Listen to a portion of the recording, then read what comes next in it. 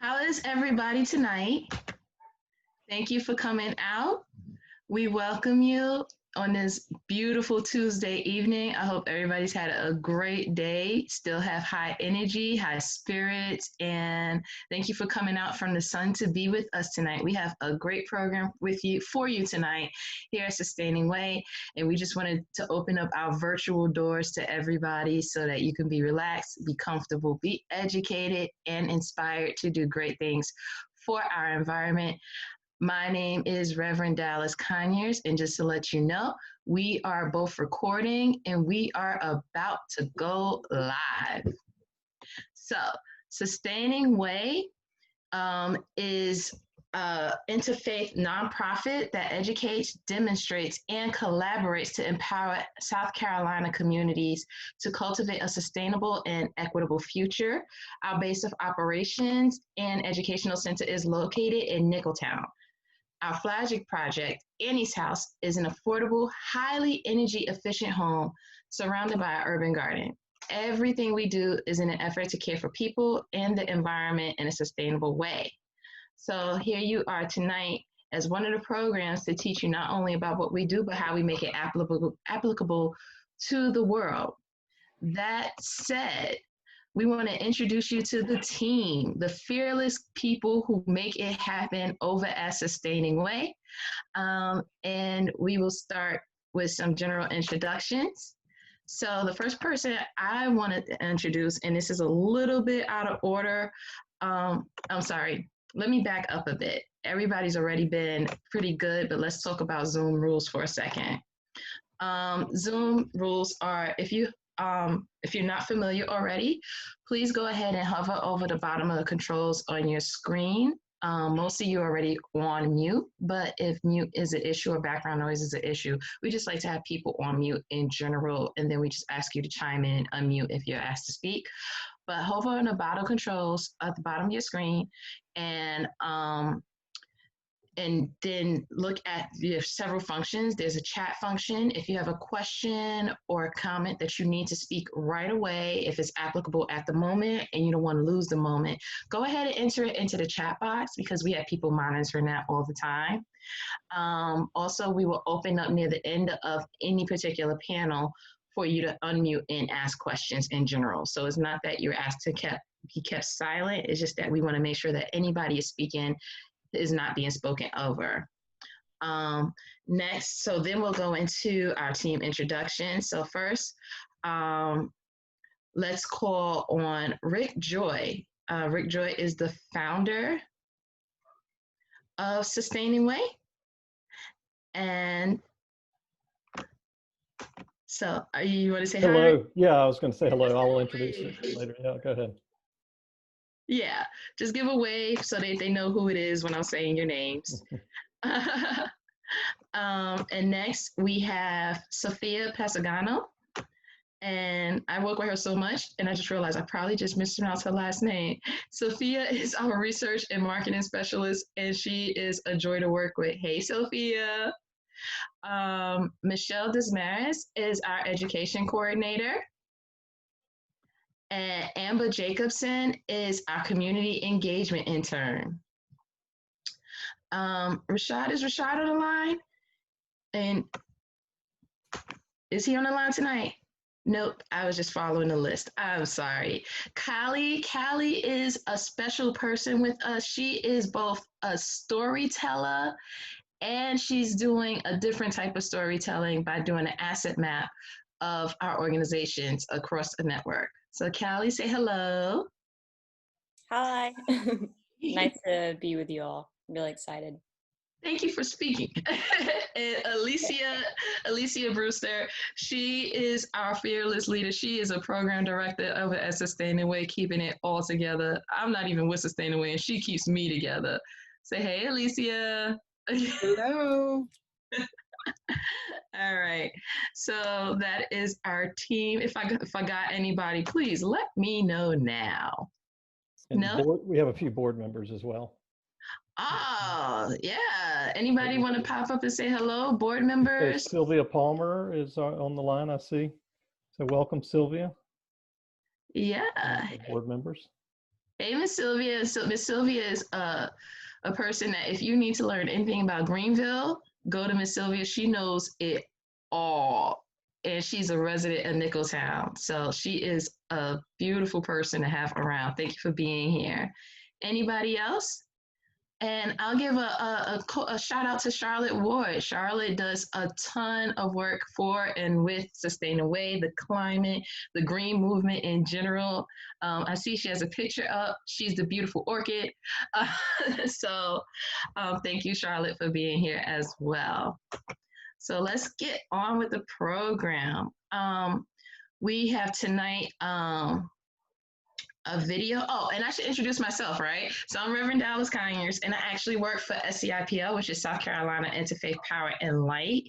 What we do is we work in conjunction with Sustaining Way, but Interfaith Power and Light works with congregations and helping congregations become green community and green models of living for their surrounding communities.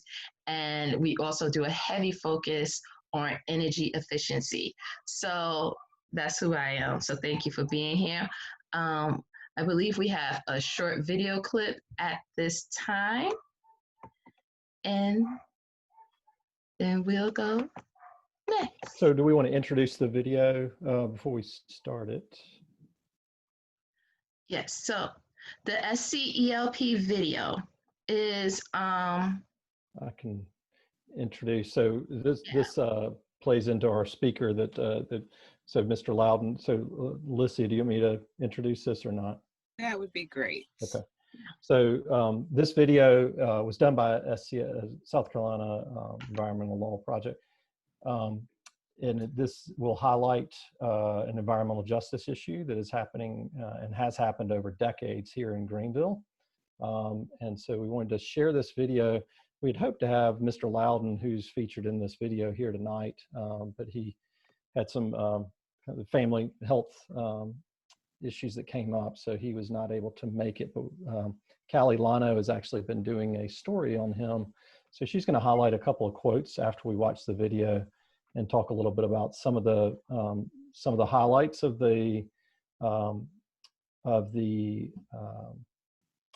interview that she did with him. So we'll start with that, and this video should give you an introduction to this environmental justice issue that we have here in Greenville. Thank you.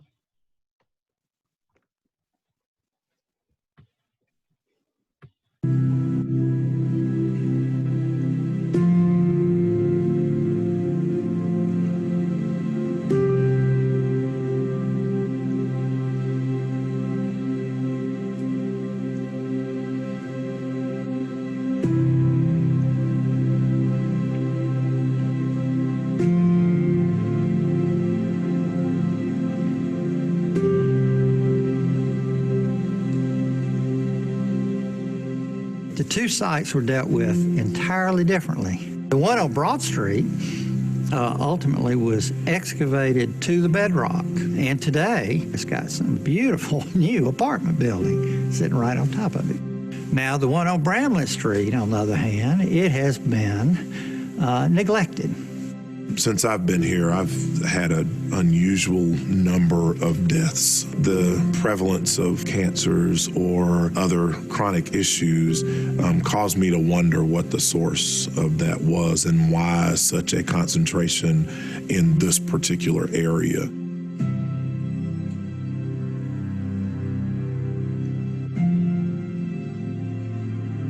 After the facility closed down, without a doubt, there were lots of folks, especially kids, who came into direct contact with this material. The main discharge source for the contamination is this ditch that emptied into the Reedy River. The older folks remembered playing in this ditch, which they took to be a natural water body, and would come out and would be, up to their waist in this black, slick black sludge. It kind of discolored your feet. They had a film on it when you came out. We didn't know what was going on. There was an area that you couldn't get in because they said it was sinking ground. You would go down and it would come up to your knees. I lived here for 21 years, and we played all over this area, in the woods, in the water, in the tar. Growing up in this neighborhood, we were not aware that this was hazardous to our health. And some people were shocked and surprised that we had grown up with this environmental issue. They were challenges for us, and they still are, because we don't have the means to fight the large corporations that are doing these things to our environment. It reflects the level of disregard from the greater community that was shown for Southern Side. And Duke has done some sediment testing in the river at the end of the ditch and has found contaminated sediment. The contamination going into the river means that the same carcinogens that are in Southern Side are going into the river, going over the waterfall in Falls Park, going through downtown, heading down to Lake Cont'd, down to Cedar Shoals where people are recreating in the water. So the environmental impact expands broadly, and it impacts not only humans but wildlife downstream with the contamination. Living in the richest country in the world, you would think that citizens are protected from those types of hazards and dangers in their community, regardless of what side of town you live on. You've got an example of what we call an environmental justice problem. We have one site on an affluent, rich side of town that gets thoroughly treated and dealt with appropriately. Then you have this site where a quarter century goes by since the problem was recognized, and still effective action's not been taken to fix it. I do not want any child growing up with the environmental issues that we grew up with. So we're going to do something to make sure that other children don't grow up with that same issue. The mess that Duke Power has left in our community since I was a child. And I am adamant about their cleaning it up. I want to see this a healthier community.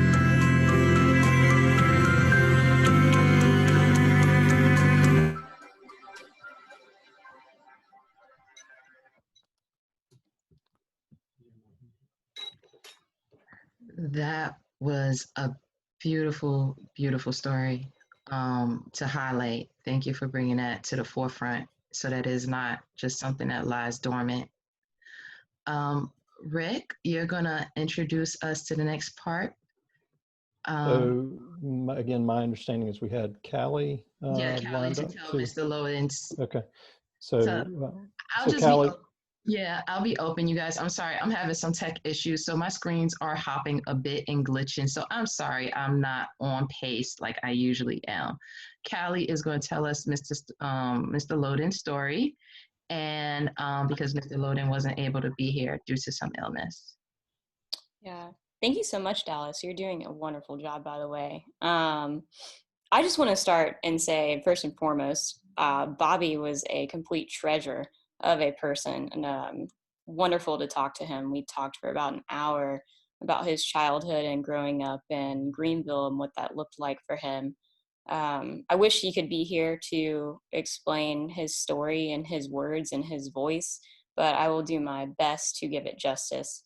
He painted these wonderful, beautiful, rustic, and sometimes dark images of his childhood, and specifically living in Southern Side and near Bramlett Road, next to the train tracks and next to the creeks where this coal tar could be found. And this is important because we want to raise these voices that have been unheard for a very long time, especially in mainstream media where they're typically gone unheard. So this is a really important part of my job and what I'm trying to do. But Bobby Loden is a longtime resident of Greenville, South Carolina, spending much of his life close to the train tracks that pass through Bramlett Road. He's seen firsthand the coal tar contamination from the manufactured gas plants that were owned by Duke Energy.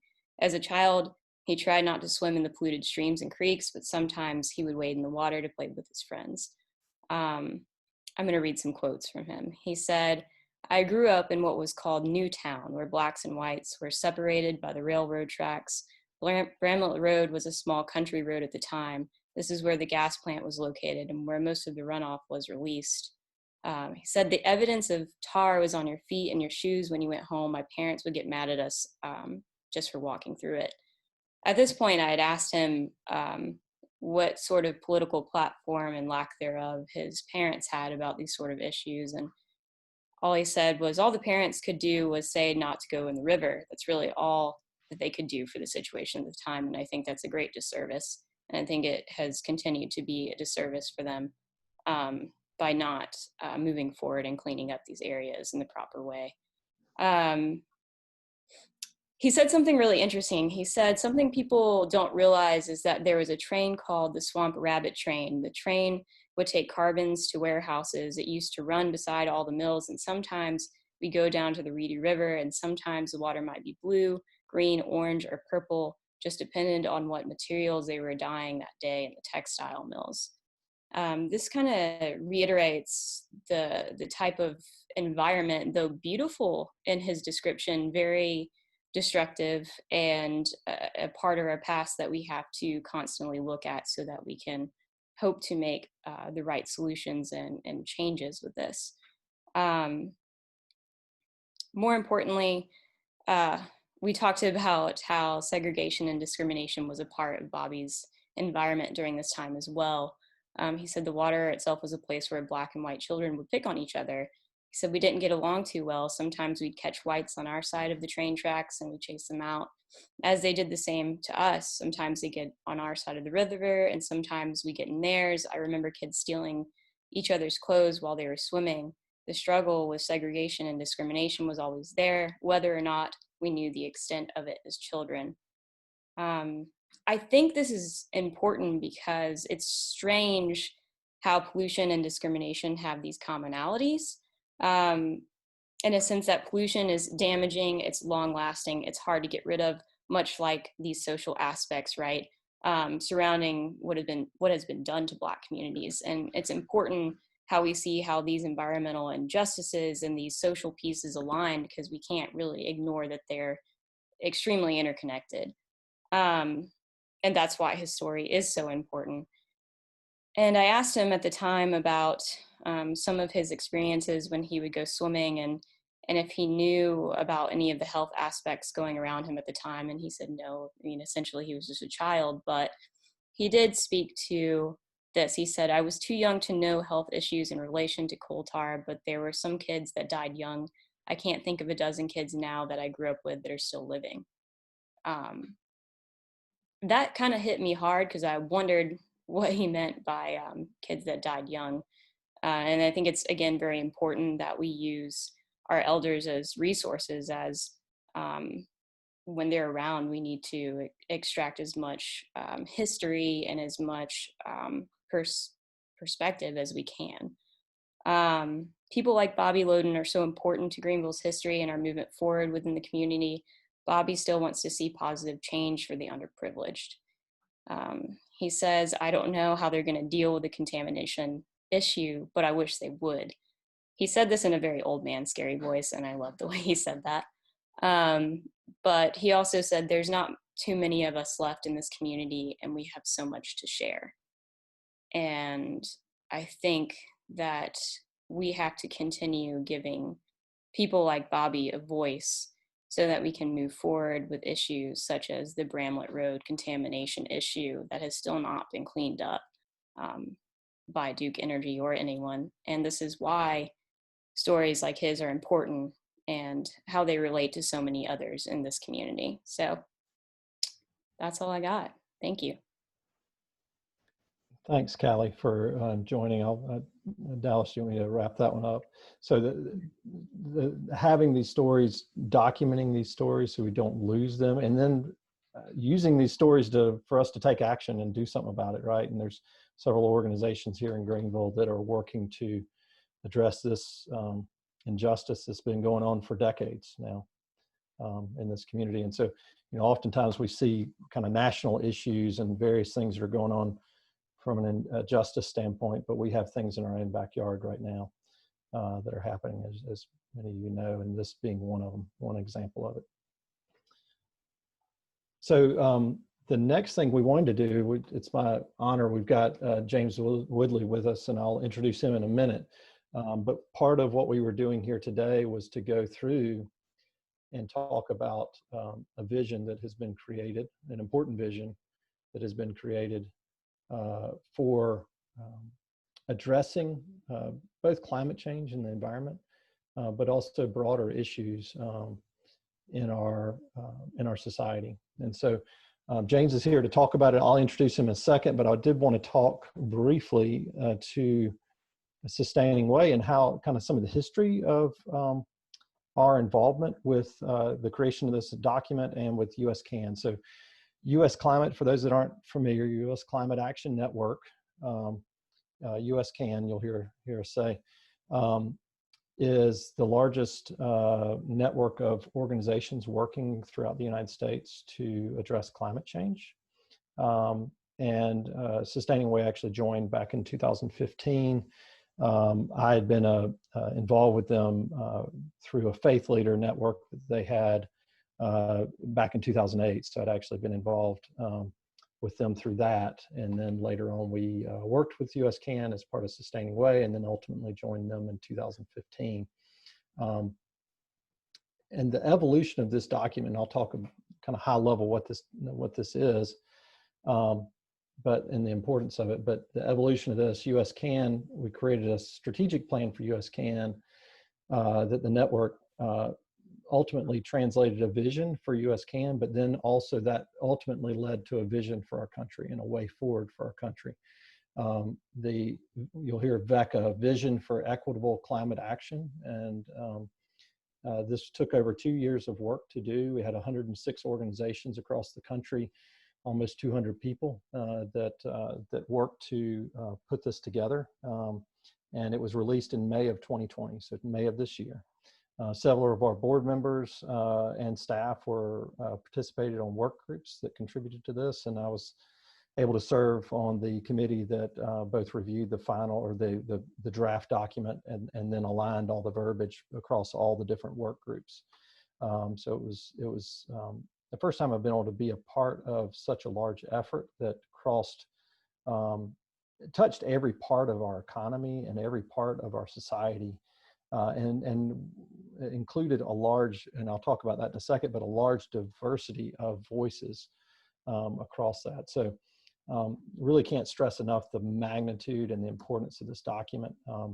Just an example, David Roberts, an article by David Roberts in Vox, he said that because the policy development for this did not begin with a legislative process, it was not bound by from the outset by compromise, which happens a lot. And not that compromise is a bad word, but in this sense, where you pretty much tie the hands of the vision of the document. And it really did not have the baggage that often comes with policy documents from the beginning. And so the vision really beautifully weaves together actions to address climate change with other issues like what we just heard about with Southern Side, and issues that we must address in tandem, like race and equity and justice. They're all connected, and we have to address them in that way. So it's essential to the creation of this document was the diversity of the groups and the people that contributed, people from different regions, gender identities, races, all represented a variety of stakeholders, from environmental to health to climate to social justice to labor, just to name a few. Having this diversity and inclusion combined with the transparency of the process helped to build the alignment and trust that was essential to make compromises, positive compromises, I would say, where people come together and are looking to do the right thing and the best thing for our country moving forward, and to create this comprehensive vision. So now it's my honor to introduce James Woodley. James, thank you for joining us here today. He likes going by JC. JC is from Greenville, North Carolina, lives in Greenville, North Carolina. He is retired from the US EPA as an environmental biologist. When I was looking over I asked him to send me I've known James for a while now through US Climate Action Network, but I asked him to send me his bio. he has such a tremendous background in history. But he retired from the U.S. U.S. Environmental Protection Agency back in 2004, and has not retired. He has been extremely engaged and involved in moving our country forward. So it was kind of hard to figure out where do I want to start, but I think the thing that kind of summarizes is his career and his history really touches on most of the aspects around sustainability and equity. And he lives it and breathes it, and you can see it in everything that he does. So it's really an honor to have him here. From an education standpoint, he has a BS in zoology from University of North Carolina, Chapel Hill, master's in biology from Old Dominion University, and then studied neurobiology at University of North Carolina, Chapel Hill. While he was at the EPA, he led a large number of national programs around a lot around water, marine debris, trash in the ocean, offshore oil, wetlands mitigation, beach health and nourishment. He also led diversity and inclusion manager for the Office of Water. He's been very involved with the Sierra Club in a variety of different ways, both state and national. Was recognized this year for a Special Achievement Award for his work around climate policy. And also just back in 2016, 2017, founded and is president of JOPRI. I'm not sure if I'm pronouncing that right. James, you can correct us in a second, but developed the Jail and Prison Rehabilitation Information Community Outreach Program in Greenville, North Carolina. He's a member of the board of directors for the U.S. Climate Action Network as well. So James, thank you for joining us. It truly is an honor to be able to have you with us and to be able to learn from you. So I'll let you take it over from there, and Lissy, if you can pull up the presentation for James. And James, we'll put you, let you talk so that people can see you. You can just say hello and okay. Everybody see. Hello. Before we pull up the presentation, because then nobody can see you, I don't think. Oh, okay. Hi. Before you pull the presentation up, I just want to say that Bobby's story was so touching to me because I kind of went through that as a kid, living in a very poor area, very, very environmentally tough area. There was no real jobs for men, really, and my mother worked in a white lady's house, and she kept us fed, and I had polio, and so I went in the woods a lot and hid from people, and that's how I became a biologist. But we swam in nasty places. We lived with what we had, and I'm glad to be alive today because I recognize myself in his story and my friends, and I've lost a lot of friends as well. The reason that it's important that we talk about these issues is that my life has been molded around pretty much my childhood. I want to be a part of the protection of the environment because the environment gave so much to me. That is where I went to find out who I could be, and that I didn't have to be what people said I was. And so that's why I fight now for that. And I fight for all those other people who can sort of fight through their issues and get to a place where they can just be adaptable and can live with what they're dealing with and can fight as hard as they can against things that are not proper or appropriate for them or good for them. And as a Black person, that is a challenge that we go through every day. And I suspect we'll probably go through it many, many more days. So if you pull the first slide, please.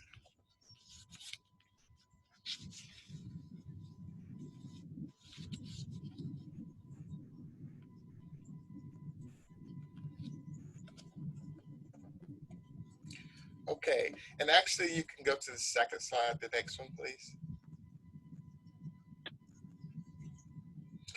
What I would like to do is talk a little bit about the background of VECA, and then go into the policy solutions. I'm going to mention some of the other parts of VECA, and then I'm going to spend a little time talking about the next steps and how you can get involved, and then I'll address questions and answers. Next slide, please.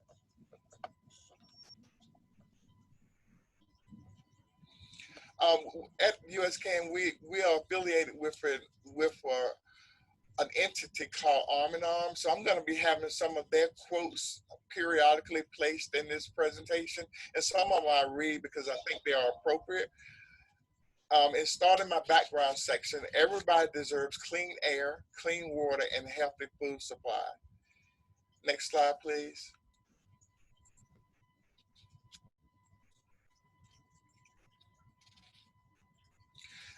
Rick did a very nice job of introducing VECA and how it was developed. And before I go any further, I really want to thank you guys for inviting me here. I know a lot of you. I know Rick very, very closely. I know Dallas. I spent some time with her working on issues. But meeting the other members of Sustaining Way is a real joy. So I'm happy to be here. And I'm not going to spend a lot of time talking about how the policy was developed. Again, Rick did a wonderful job doing that. But I will say that it was framed in equity, centered with justice and justice considerations. And it also includes just transitions, which I'll talk about a little bit more. And then I'm going to mention towards the end some of the other issues like the global impacts and carbon pricing and geoengineering. Next slide, please. There are many resources available to you for information support of VECA, and that includes the full VECA document, the website, their fact sheets and schematics, what you can do list and summary and the summary document. And I didn't want to bombard you with all of these things because it is a lot, but I'm sure Sustaining Way has the list. And if you want some of the links to these documents, you are very much welcome to have those. Next slide, please.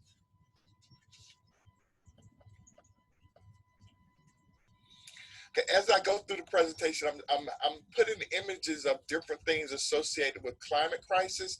And the other slide had drought and had flooding and had some other issues. I think it was sea level rise.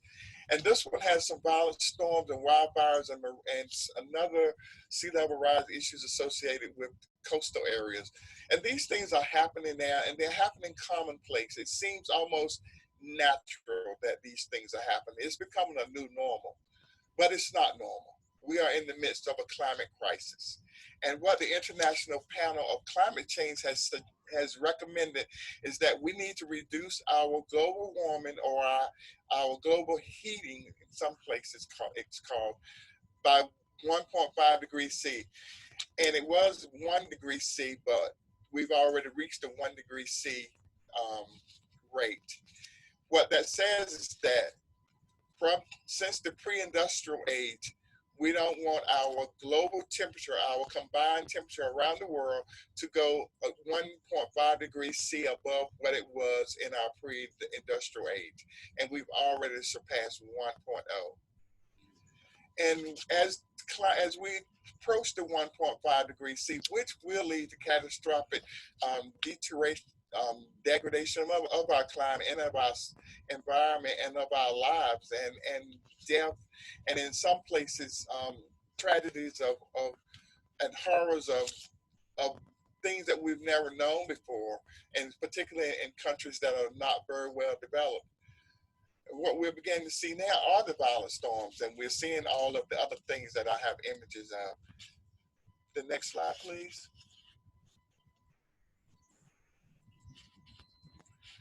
So as Rick said, we at USCAN, we wanted to develop this vision for equitable climate action. And we want to do that because all countries are impacted by the climate crisis. All communities are impacted. All workers in areas that have climate change going on right now, as well as workers in extractive industries where we're trying to phase out their jobs, because those industries are the industries that are contributing to the climate change issues that we're facing. Next slide, please.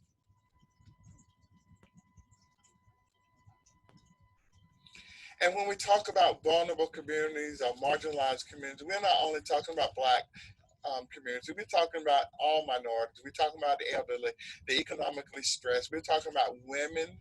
We're talking about single parent households. We're talking about indigenous people and veterans and the disabled.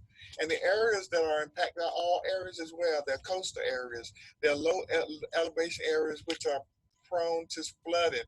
There are drought areas as well as ecosystems like wetlands and forests and our prairie lands. Next slide, please. And before I really dive into the climate crisis, I'm going to back up and talk a little bit about the environmental justice crisis, which we all know. Bobby's story is a great example, a tragic example, but it is a great example of what environmental racism is. It's any government or industry action or failure to act that has this negative environmental impact, which disproportionately impacts a group or community based on race or color. And that's clearly what has happened here. And it's clearly what has happened in a lot of other places, more places than we can name. And it's clearly still happening, such as in Flint, Michigan. And there are industrial sites that are sending out air pollution in neighborhoods, right in juxtaposition to communities where children are growing up. Next slide, please.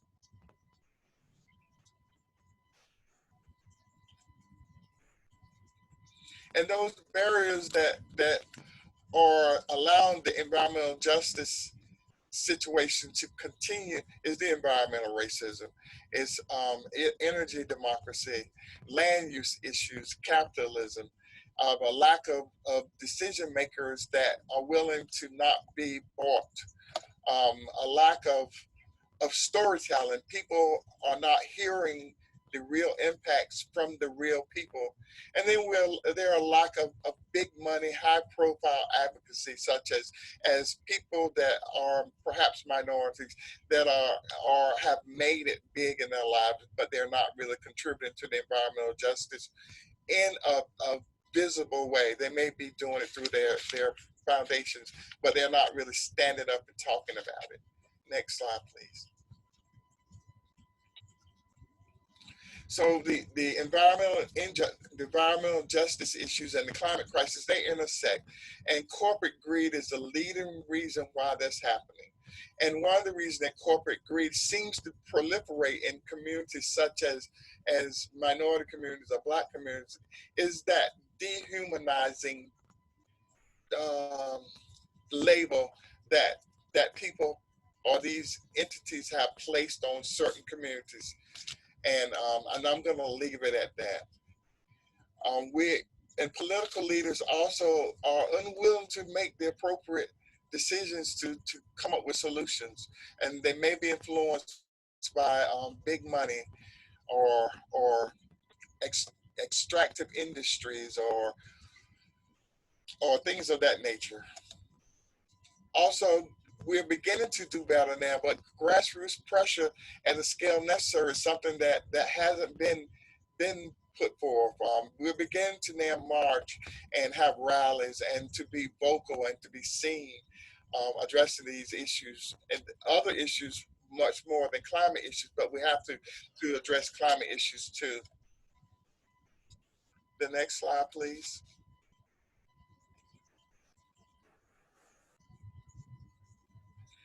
So the Industrial Revolution has certainly improved our life. It has given us so many amenities, but and I'm paraphrasing something from Arm and Arm. However, that progress has not been without consequence. And the consequence are all the things that I just talked about. But how can we address those consequences? Well, the Vision for Equitable Climate Action has come up with the solutions. They're bold, they're provocative, and they address all of the sectors in which I'm going to go through now. Next slide, please.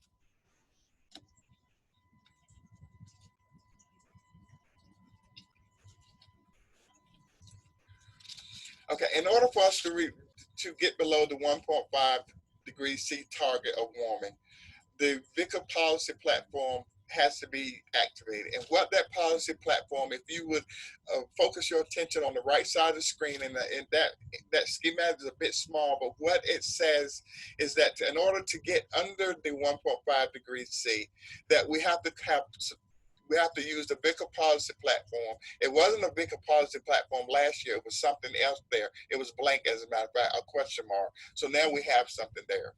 And we're going to go to the grassroots organizations such as Sustaining Way, such as JAPRI, such as other organizations out there, and get those people involved, the grassroots community, those marginalized community people to stand and rally, and using vehicles such as Arm in Arm, which is a mass disruption, which we're planning to do in 2021, which will bring attention to a lot of the issues that are part of the climate crisis, as well as environmental justice issues. We're going to use the VECA to sort of put a hammer onto Arm in Arm, saying these are the things that we want. Because in the past, what we've had to do is go and say, these are the things that are affecting us, but we really didn't have solutions. We didn't really have things that we can say, and you need to do this in order to make our lives better. We now have that. Next slide, please. And the first sector that I'm going to mention is the health sector. But before I go there, I just want to talk about COVID-19 a little bit. This COVID-19 has really demonstrated to me, and to probably everyone else, that what a climate crisis scenario most likely will look like, a real heavy-hitting climate crisis. It's going to take out the elderly. It's going to take out the vulnerable communities. It's going to take out the marginalized communities first. And everyone else is probably going to continue to think that it's okay. It's all right. It's them. So what this VECA document does is that we want to reduce the impacts of the health issues associated with climate crisis on disproportionately impacted marginalized communities. We want to protect the agriculture. We want to protect the oceans and the ecosystem. We want to eliminate air pollution and enhance opportunities for alternative transportation. Alternative transportation would get rid of some of the emissions. The air pollution would certainly get rid of the particulates and the contaminants that we're breathing in that is causing the asthma and making us vulnerable to other viruses and things of that nature. And protecting agriculture and oceans and ecosystems such as forests and wetlands will also give us that natural system of drawing down the carbon dioxide from the atmosphere. That's not a technology that we need to invest in. We already been given that. All we need to do is protect it, stop the clear cutting, clean up our oceans and make sure that they are no longer acidic, and in our other ecosystems, stop draining the wetlands. Next slide, please. No, let's stay there one moment, sorry. And one of the targets in the VECA document is that we want to reduce all of the carbon dioxide emissions by 70% by 2030, which is only 10 years from now. Next slide, please.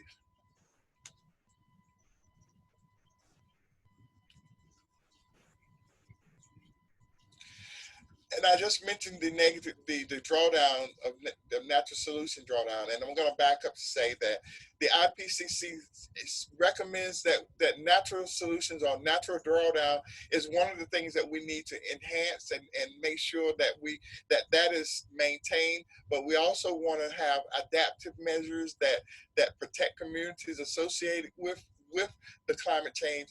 And then we also want to have geoengineering. We want technology to actually pull that carbon dioxide that's currently in the atmosphere out, because even though we may stop the emissions, the current concentration of carbon dioxide would stay in the atmosphere for next century or more. So we won't really be having a positive impact on declining the climate crisis without pulling that carbon out. Next slide, please. And we want to address the manufacturing and industrial processes as well as agriculture. We want to make sure that we are producing clean and green job-creating products. We want to get away from the single-use plastic bags and containers. We want our agriculture to be carbon dioxide sequestering. That means that it's actually drawing it out rather than emitting it. Currently, right now, our agriculture, because of mismanagement and not using best management practices, the emissions in the agriculture is more than it should be, and it's contributing to the global emissions of carbon dioxide rather than drawing down. Next slide, please. And we want to get to zero emissions from our transportation, from our vehicles. Go back one, please. We want to, transportation, we want to go to zero emissions there. We want to create fast moving trains to connect cities so that people won't have to drive so much. We want to encourage walking and greenways. We want to encourage biking. We want to get rid of fossil fuels. Next slide, please.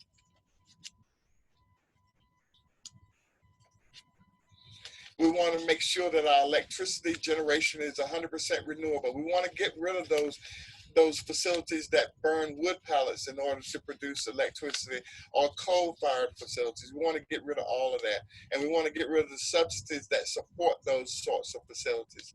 We want to address building and energy efficiency. I don't know about you, but when I was a little bit younger, I lived in an apartment where my utility bill was more than my rent. And I went to them and I said, why is that so? And they would say, well, we don't have insulation and blah, blah, blah, blah, blah. So we need to make sure that our buildings are energy efficient, not only for the carbon dioxide emission, but for the economic stability that it would give people who are struggling to make ends meet. Next slide, please.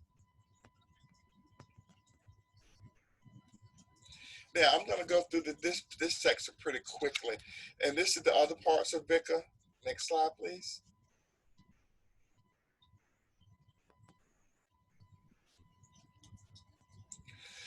The VECA document has a just transition. It has a number of overlays. And the just transition one is important because we want to give those workers who are in extractive industries or fossil fuel industries in which we are trying to phase out. We want them to be able to take care of their families and to live the quality of life that they've been living. So we want to make sure that whatever we do, that we provide for them. And we also want to make sure that whatever monies that we generate through whatever economic platforms that are set up around the renewable energies or government appropriations that the subsidies no longer take, we can take those monies to enhance the vulnerable communities' quality of life through retrofitting their homes or things of that nature. There are ways that we can do that. And the platform, we don't need to borrow the money in order to have this platform become a reality. We can use sound investment. And if we don't do anything, that will cost more in the long run, which we already see. Next slide, please. And we need to I'm going to skip the greenhouse pricing and talk about geoengineering. The solar radiation, the SRM, that's where the solar energy reflected back in space. We don't want to do that. Direct air capture, that may work, but we're not sure about that yet. So that's still this consensus on that is still questionable, but we're not throwing it away yet, because until we address the phasing out of fossil fuels, we may want to directly capture the carbon emissions from these facilities. Next slides, please. And then from a global perspective, we want to rejoin the Paris Agreement, and we want to make sure that domestic oil and gas development in other countries are being phased out. And we don't want to support those countries that are trying to maintain that fossil fuel infrastructure. Next slide, please. Now, what do we do and how do we get involved? We are the first generation to feel the effects of climate change, and we're the last to be able to do anything about it. Next slide.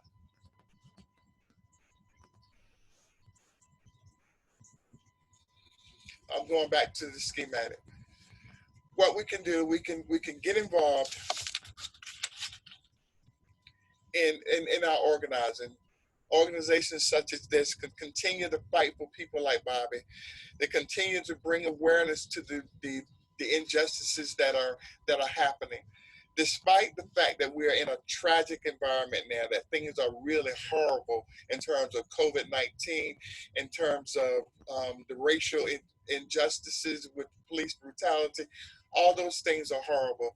But as a man that has grown up through the 60s, that have seen all despicable acts, I am optimistic that maybe this is the time that things are going to be addressed, because this is bringing global awareness to these issues that I've never seen before. These issues are not new to me. They're not new to my community. We've seen them. It just hasn't been filmed. I've lost friends through police brutality.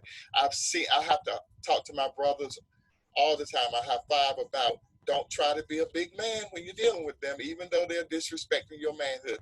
Just be cool. And that is something that we have to do and have to teach each other how to do. But how do you teach a man not to be a man? I don't know. That is a question that I have to continue to work on. But those are the kinds of things that we have to address. What I would like for you to be able, for you to do, is, if at your leisure within the next few days, you probably will be given a link to the VECA Equity and Justice Fact Sheet. If you will look it over and see whether or not it's appropriate fact sheet for the type of presentation that I've given you, does it help you understand the issues that we're addressing and the way that we're going after those issues? And then if you look at the VECA policy platform summary document, does that really summarizes in your mind the policy solutions that I've identified? And then if you want to review this schematic, that would be okay too. It won't take very long for you to do that survey. It probably take about 5 minutes. They're really quick questions. Next slide, please.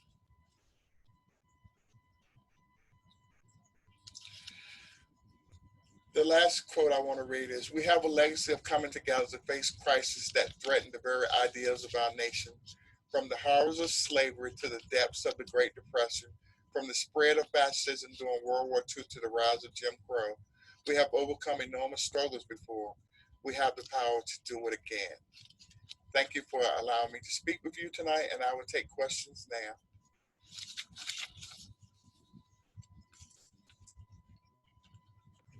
Well, thank you for that, JC. We do have some questions that have popped up in the chat box. I'll read through them. But first, does anybody have one that's burning on the tip of their tongue right now? Nope. Okay. Yeah, let's go with the chat. Yes. Okay. So Wendy asks, there are a lot of initiatives here. What would you say are the top 1 to 2 priorities? Wow. Okay. Personally, I'm going to go with how I feel and the things that are important to me. I think the natural solutions are just critical, because it doesn't cost a lot to maintain and preserve in our wetlands, our forests, and our oceans. And I think that they do such a wonderful job in sequestering carbon. And I think that the issue with that is people don't really grasp the value of these natural solutions. And the government is not helping us do that. And then the other one would be the energy efficiency, the building efficiency. I think that would be my next top issue, because that would not only help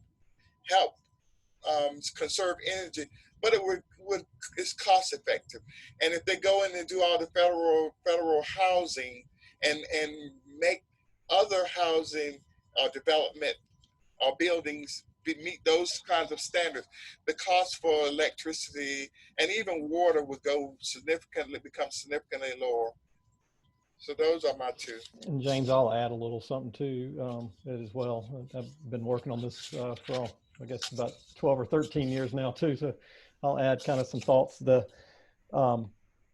Everybody wants a silver bullet. They want the one issue that you got to address. And,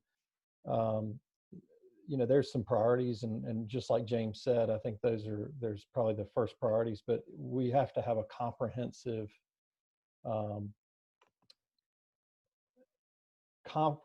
approach to how we address climate change and the other issues. And it's massive issues, and it requires massive solutions and programs to address it. So it's not, if we're going to address what's in front of us, it's not one thing. It's not, we go do and weatherize a home here. This is a massive program to really turn around not only our country, but the entire world. Yes, yes. So we must work in cohesion because everybody's going to have their own focus. The problem with trying to think of one or two things is to try to limit people to the options that they can have and then say, well, your focus is invaluable, but that's not true. All of it is valuable right now. All the work that everybody has an interest is valuable. So don't worry about what may be important. It's all important. Just pick one. Okay, so next question is from Michelle. How much focus should be put on adaptation versus slowing or reversing the effects of climate change? Is it too late? And should we be preparing for the droughts, fires, severe storms, flooding, et cetera, that is going to come? Again, that's the kind of question that you have to address both. Adaptations is important because that saves lives. For example, sea level rise, we need to go ahead and start thinking about working on either I forgot the word I want to use. I don't want to say relocation, but I guess that's the only one. Managed retreat. We want to go ahead and start looking at the options of whether or not a certain area requires a managed retreat, and that people will start thinking about where they need to go upland, and because sea level rising is happening. And but we also need to draw down. We need to do it both. I don't think there's a one answer for that one for sure. Awesome. Yeah, you look at like Miami. We were down. USCAN had their conference down in Miami, and at the time they had invested $500 million in raising roads and trying to put in infrastructure. And by the time they had done all the work, the sea level rise had already almost taken it over. So you can fight Mother Nature for a while, but at some point you're going to have to do something, not just raise roads and add more sand back to beaches and pump things back in. It's just, there's only so much you can do with that. Yeah. Next question was from Valerie. How do you plan on educating folks about this initiative? Well, that's a great question, and I think Sustainaway has taken a lead on that by meetings like this. Just sit back and with our hair down, so to speak, and just talk about the issues and put it out there in common English so that folks will understand it, and listen to each other, hear the stories, tell the stories. Awesome. And then the next question actually was a tie into the previous one. Do you think that there's any direct ways that are available right now that engage not only youth, but also promote direct advocacy?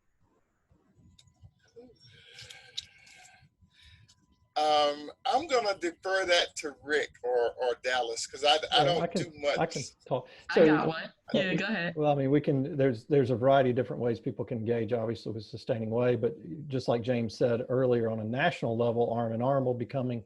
That's in development. And of course, Sustaining Way will be supporting that. It is more challenging right now with COVID in some of the ways that you can do it, but there are efforts that will be coming along those lines. The other is, doing what you're doing today. I commend everybody that's on this call because, it all starts with understanding what's going on, why it's happening, and what we can do about it. And I think the other thing is that we can do something about it, because sometimes we get stuck in the idea that this is so big that we can't address it. We can address it. We just spent a couple $1 trillion on this virus. We can address this. I'm positive we can do it, but it's going to take a sustained effort, and it's going to take pressure on our government, quite frankly, to do the right thing. And that's not going to come easy. I mean, no effort like this has ever come easy. Yeah, and that's very true. It does take work, but I'm super excited about Arm in Arm because this initiative is designed specifically for individuals to work in small groups together.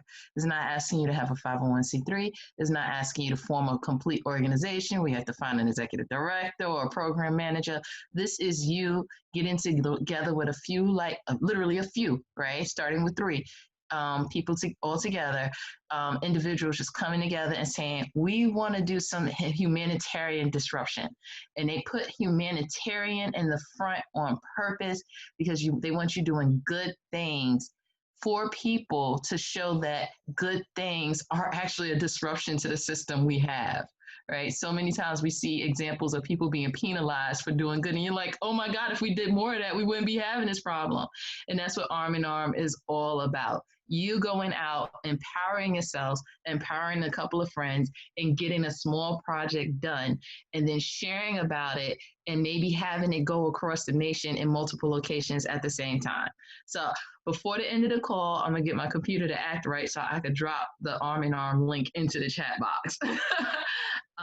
But yeah, that's what I could say about that. And if you look at it, I did drop in the Equitable Climate Action, the link that you can pull up and you can go and see the VECA document.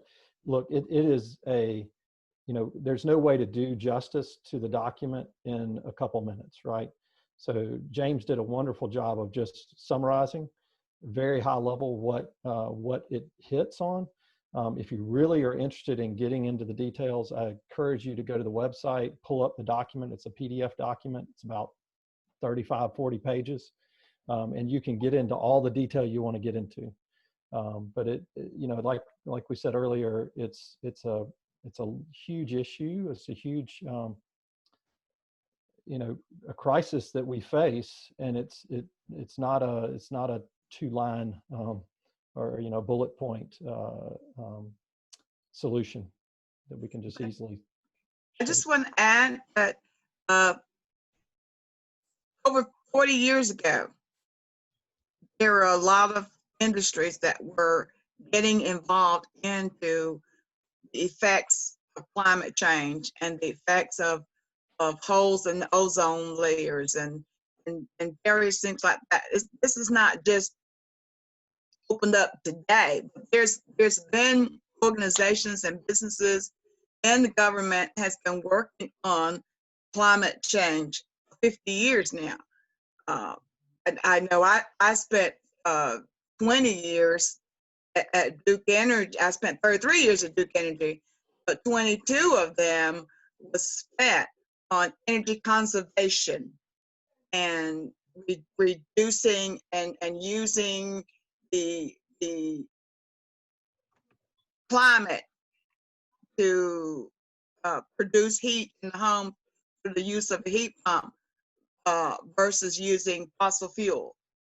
I had a friend whose daughter graduated from Yale, and she went to work for the government, and her job was flying all over the world, getting contracts with other countries to agree to do reductions of things to reduce the holes going into the ozone layer. She was an environmental lawyer. So this has been going on. It's just now gotten to the level of regular people getting in tune with it because we're now getting affected by it. And so now we're rising up and saying, okay, what can we do? And that's where you're getting these grassroots organizations getting involved in it. But it's not just, starting. Duke phased out their fossil fuel electrical plants because of the problem that it was causing. So, yes. Yeah, and we thank the pioneers. Go ahead, JC. And I agree wholeheartedly with you, what you just said. And one of the issues that is really strongly on the natural solution group is that the forests and the wetlands and things like that was helping a lot to mitigate some of those changes. But we are taking our forests away at astronomical levels. And so we're getting into that point where the trajectory of climate change is really getting scary. Mm-hmm. So yeah, it's been going on, but we are making it worse and worse. Mm-hmm. But thank you so much for that comment. Yeah, and it pulls right into what Pamela said: vote, vote, vote.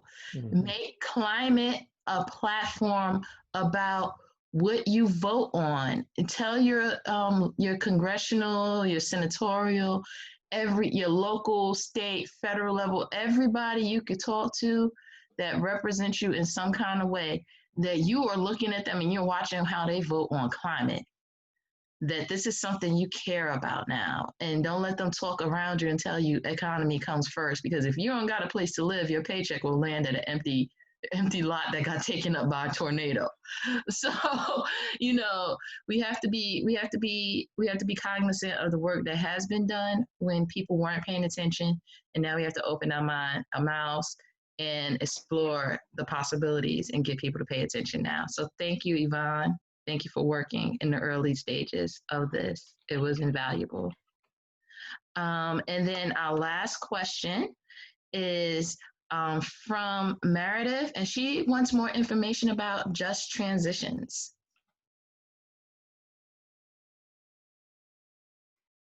You're on mute. There you go. Right now, just transition is conceptual. I'm not sure how it's going to go, but it is being worked on in Green New Deals. It is being worked on every organization that I know of that is addressing climate and working on phasing out fossil fuel has a component that's working on just transition. And I'm sure I'm not part of those conversations, but I'm sure they're talking with the labor unions and the Labor Department or some entities like that to sort of get a handle on it. But those conversations are robust and they are real.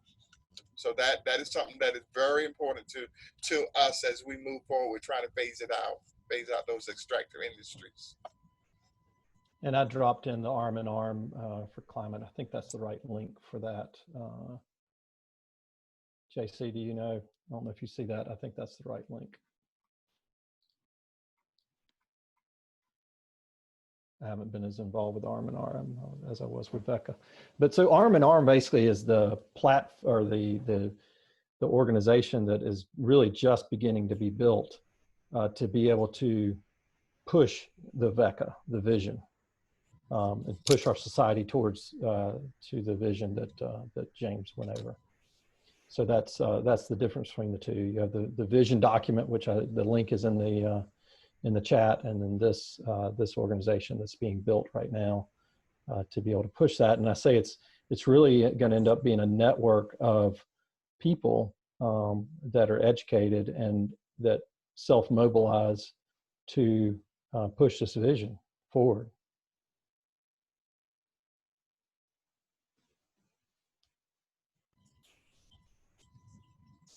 That is absolutely true, and I love what you guys are putting in the chat. Keep it up. It's keeping me entertained. There was some comments about how do we influence international countries such as Brazil and their login, and Sophia's like, hey, we're doing worse than them right now. How do we influence us? So that's real talk right there, Don't look at what other people are doing before you look at what we're doing. So let's keep voting. Keep informing people. We need this conversation here. Go ahead. And also, regarding the Brazil rainforest stuff, one of the things that because of what's happening in the southeastern part of the United States, we're taking our forests, making wood pallets, and sending them to Europe to fuel their electric electricity generating facilities. Those same industries are going to Brazil, they're going to China, and they're going to a few other places. But we are pushing the EU, which is the European Union, to address those subsidies that they're giving those companies, because we're telling them that they are killing the forests in the United States and causing our climate to be going hectic and haywire, as well as in other countries. So in the future, hopefully, the carbon emission calculations will become not flawed, because they are now, and that's why the EU is pushing those flawed carbon emissions, saying that it's zero emissions for burning wood pallets, which is not true. Once that becomes really clear that it is a problem, I think those clear cuttings for wood pallets would drastically become reduced, including here and Brazil. Absolutely. Absolutely. We have to recognize the international hand in hand that's going on here. So I want to say thank you. Are there any last minute questions? JC, you have been phenomenal. Phenomenal. Thank you for coming out tonight. Thank you, everybody, for those. Thank you, JC. Yeah. Thank you for I'm so glad you guys are doing this. I wouldn't be any other place. This means a lot to me. And so, JC, your final request was because they're in the process. This is one of the first presentations of this that's been done in the entire country. And this is going to be rolled out across the entire country, right? The presentation that he just went through and those materials. And so I think I dropped in the chat. Let me drop that in again. I'm going to drop in the chat the survey. There's an evaluation form that JC asked us to go through and do. And the materials, has everybody received the materials? I know, Amber, you emailed out to those that signed up. If people registered later, they have not received them. I'm going to go and do that as soon as the meeting closes. Let me pull this up, and if you guys can hang on with me 1 second, I just want to make sure. So I'm going to drop in the chat a link for you to go to, and you can, and that will be basically a survey for evaluation of the materials. Also, if you guys, I'm about to launch a poll that's just helpful for us to know how you heard about the event and if you're from Nicholtown. All right. What was that with the poll? All right. So if the poll didn't automatically pop up on your screen, look to the type of the screen. It would say poll in progress, and click on that little circle and it'll pull up the poll that way.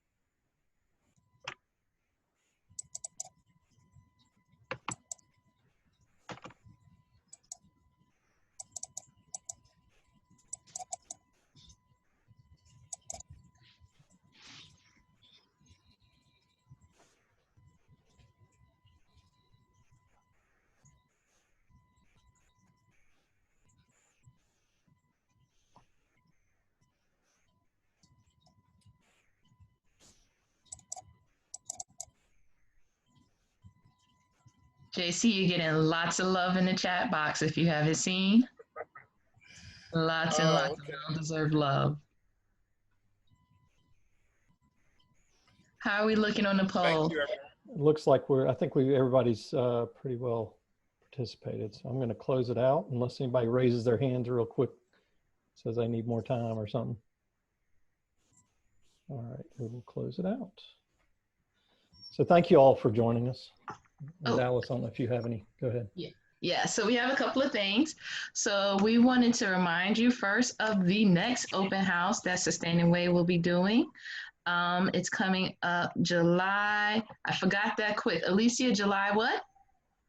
July 28th, Tuesday, July 28th, the same time at 6:30. You can find details on our social media as well as on our website. This is going to be really a continuation. Sustaining Way has been really making efforts to engage the community and to raise up voices in the community. We are doing a book study on community, the structure of belonging, this summer. So our team members, as well as board members and all community members, are invited to read along with us.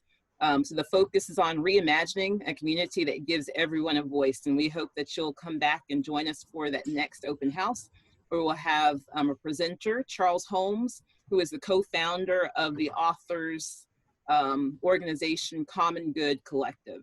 So we hope that you can join us for that. That sounds amazing. I can't wait for it. I hope to see you all there.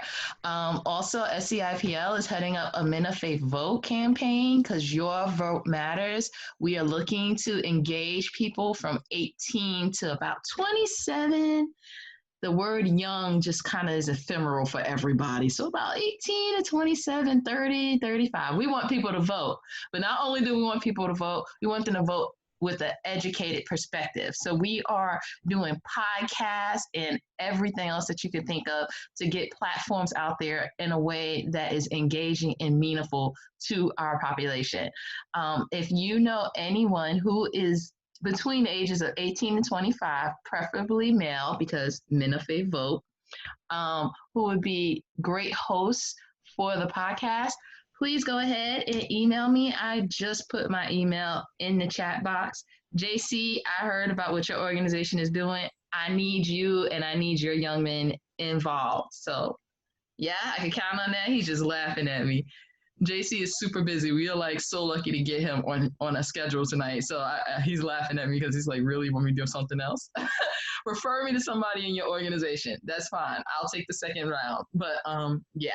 So if you know anybody that wants to be involved in that, if you want to be involved in that, if you have an issue that you need highlighted that people need to start learning about voting on, this is the time now. We are going after the 7 million 18-year-olds that were 18 this year. 7 million people.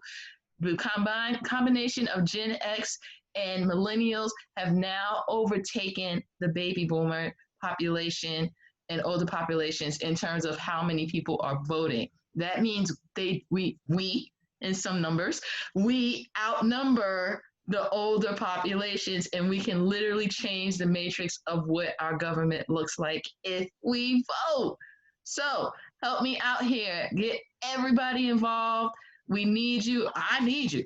And hit me up, dallas@sustainingway.com. I can't wait to hear from you. There are a ton of people here who are doing great things. I saw one thing go in the chat box. Dogwood Alliance is having a forum on July 7th. It'll give you more information about those wood pellets in the biomass industry that JC was talking about. Going to be super informative. Check it out. Go to Dogwood Alliance. Anybody else have anything else that needs to be shared in the chat box? Any other resources? Throw it in there because this is a work that we're doing together. Okay? All right. Everybody good? All right. So thank you all. Thank you. Have a great night. Thanks Good for coming. night, guys. Appreciate it.